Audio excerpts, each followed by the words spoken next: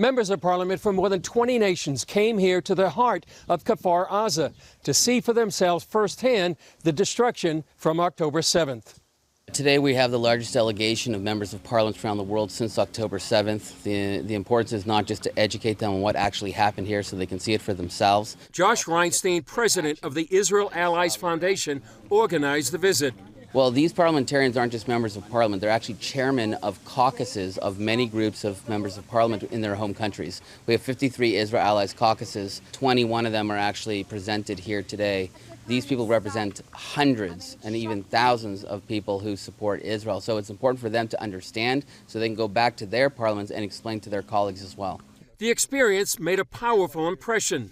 It's terrible. It was terrible to read what the terrorist organization did here. This is a reaction of shock and realizing how brutal these people, are they called people, can be.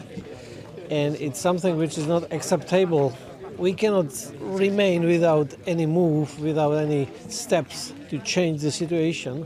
But the main problem is in their head and in their hearts. So it's not a problem so much of military power. And I think something has to be done with the way of thinking. And this is the thing we need to address, because these people can repeat such a deeds again. And as we have heard the leaders of Hamas, they promised to do it again. Yeah.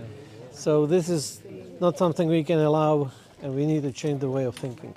The group signed a resolution calling for the end of UNRWA, the UN agency found to be filled with Hamas terrorists. I feel a terrible betrayal, because these people were supposed to help. This was an international body, and they simply lied to people who commissioned them to help the hostages. This is a terrible deceit. When the war has gone on, and we can see also that civilians always suffer during the wartime, we understand that we need some kind of organization taking care of the humanitarian aid.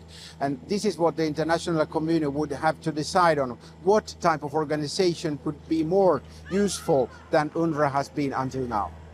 Member of Knesset Sharon Haskell addressed the group and explained why their visit is so important.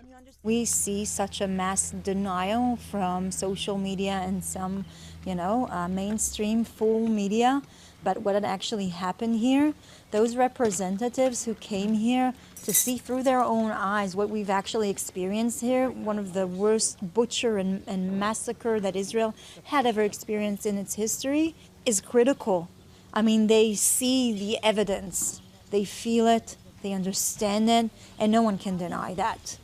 Haskell says Israel is fighting on the front lines of the battle facing the world. What we're fighting here, it's not a territorial war. This is not a Russian-Ukrainian war. This is a war on our values. This is a war against radical Islam. I mean, they had their territory.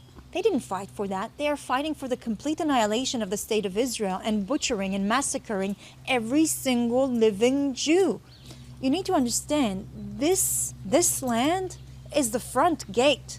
I mean, we're fighting this war that the rest of the world might be behind. I mean, it's creeping in, but we are literally fighting on our identity, on our values, on democracy, on liberties, freedom, women's rights, freedom of speech, equality.